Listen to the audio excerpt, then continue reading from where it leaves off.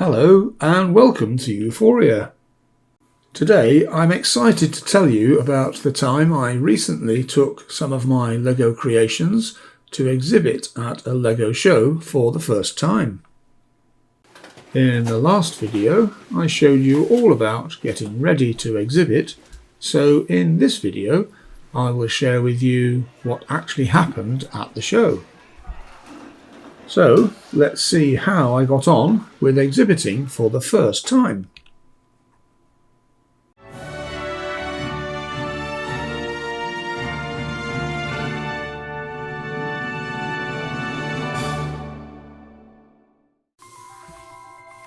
Here's a quick recap of what I'm taking to the show. I described most of this in the previous video. My main exhibits are three of my modular buildings. For this show I'm taking the town hall, the large office building called the Ensgrave building, and the smaller Honeyduke's sweet shop. I'm also taking some display boards with basic information about the MOCs. I managed to finish making this display book in time for the show.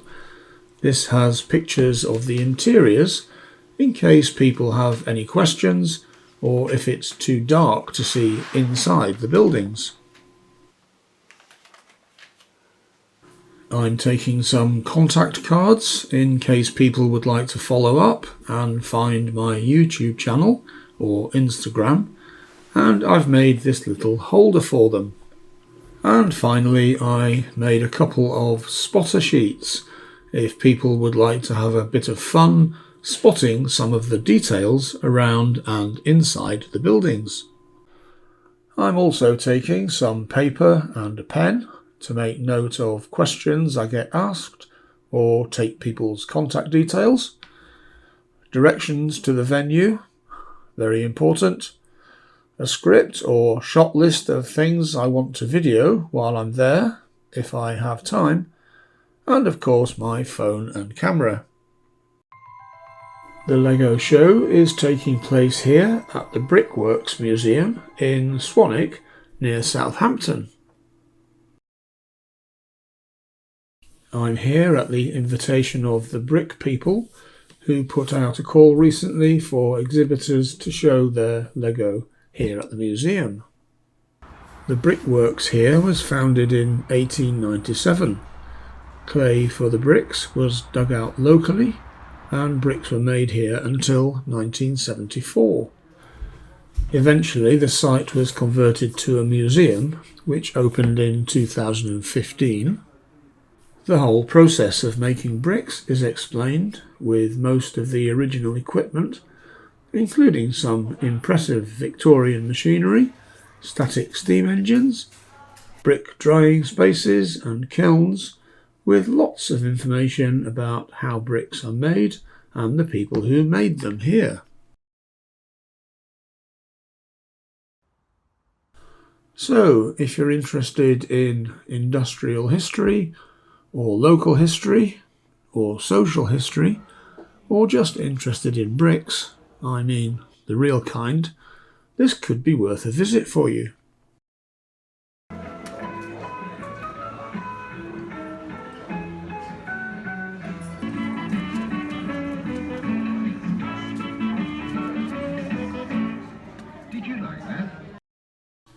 And they run all sorts of events, including these LEGO shows. After driving down to the venue, I unpack the car and carry the crates the short distance into the event space. The LEGO event is taking place here in this hall, and there are several exhibitors and traders already here setting up their exhibits on these tables. I've been allocated a pitch in the event space and I'm setting up my display on a table in this corner. Unpacking the modulars is basically the reverse of the packing process.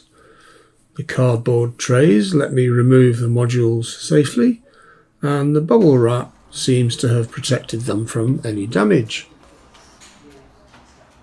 There are one or two minor problems. Some of the pieces have been dislodged from the Honeydukes mock, but because they were bubble wrapped, they were all kept together. So it doesn't take me long to put them back. I've lost one piece from the town hall roof and some tiles from the portico, and I've no idea where they've gone, so I'll have to do without them. The large office building is undamaged and goes back together without any problems. It takes me about 40 minutes to set up my display, complete with the information boards, and I'm ready in plenty of time for the opening of the museum. Let's have a quick look at what else there is here at the show. There are a couple of traders here, one selling sets and minifigs, and a family selling their collection of minifigs. The brick people have some of their own stuff for sale. There are a few other exhibitors at the show. One chap has brought his Lego trains along and set up a circuit on a couple of tables. He says he doesn't have room for a layout at home, so this is a great opportunity for him to run his trains. There's a great display of Lego Star Wars ships, mostly from Lego sets, but some with customizations, and a set of Star Wars helmets from the Lego sets.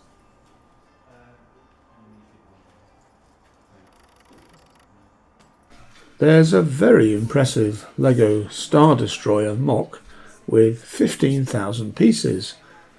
This was made as a summer school project by some school children from a set of instructions under the supervision of a teacher. Some of them have come down to the show and they're very excited to have their school project on display to the public. It was honestly surprisingly unstressful because the kids were much better than I thought they would be with building such a complex model. There's a Lego Ideas piano, complete with working mechanism, playing music.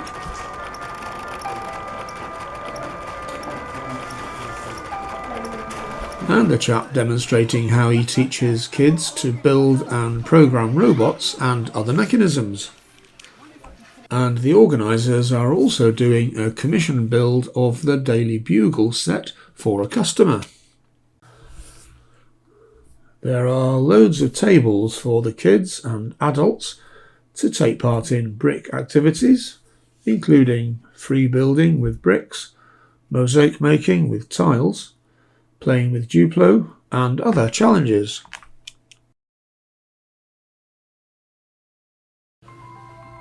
When the museum opens, the visitors soon start coming in. The number of visitors starts slowly, but picks up during the morning, reduces slightly at lunchtime, then picks up again in the afternoon.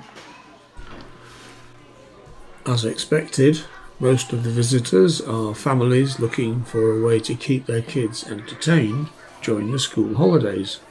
So despite being on working weekdays, the timing of the show is very good for this audience. My MOCs have never been out of the house before, and most of them haven't even been seen by anyone else before. So I am very interested to share them with people face to face for the first time, to see their reactions and get some feedback. I do get asked a few questions about the MOCs, but generally less than I'd expected, unless I start explaining what they're about. Some people just walk past, but I find that saying hello, pointing out features, or asking questions helps people to engage. The spotter sheets prove very popular, especially when pointed out to visitors. For the kids especially, it's a great way to engage them in looking more closely at the details. Some of the items seem to be too hard for people to spot, especially those inside the town hall, which is quite dark. So for next time, if there is one, I'll change the spotter sheet to look for slightly different things. In the longer term, it will be good to provide some internal lighting for the buildings. I'm relieved to find that nobody notices the missing pieces on my MOCs, or at least they don't mention them.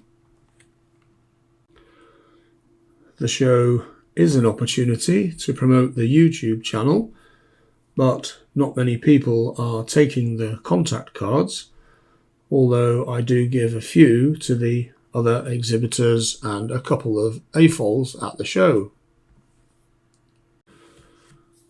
Although there aren't that many other adult fans of LEGO at the show, I really enjoy meeting the organisers, exhibitors and traders.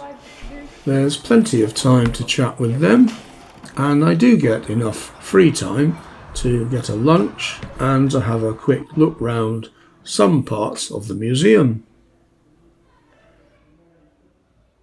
The Star Wars models are very attractive exhibits, as they are instantly recognisable. The train layout is colourful and of course provides something moving for the kids to watch, and so that corner is also very popular.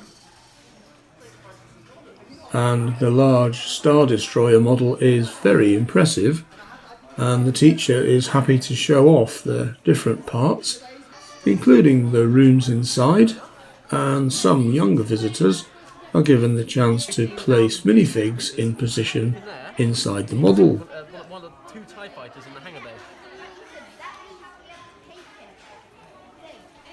Of course, many of the kids are just really happy to be playing with loads of Lego bricks, and I suspect some of the adults are playing as well, because there are some creative and fun builds produced from the large quantity of colourful bricks.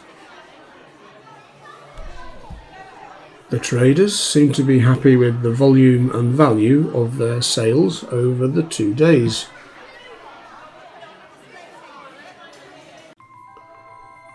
The number of visitors starts tailing off from about 3:30 because the museum closes at 4 o'clock. On the first day, I leave my models in the museum overnight, which I'm a bit nervous about. But they're all fine when I come back the next day. When the show is over on the second day, I need to pack up my exhibits to take them home.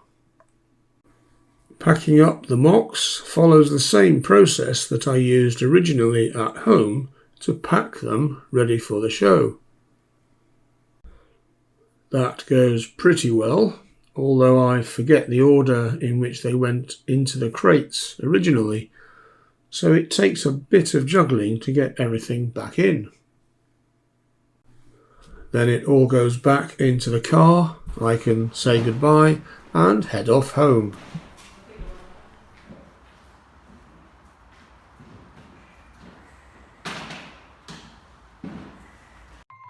So that's a look at what it's like to exhibit at a small LEGO show.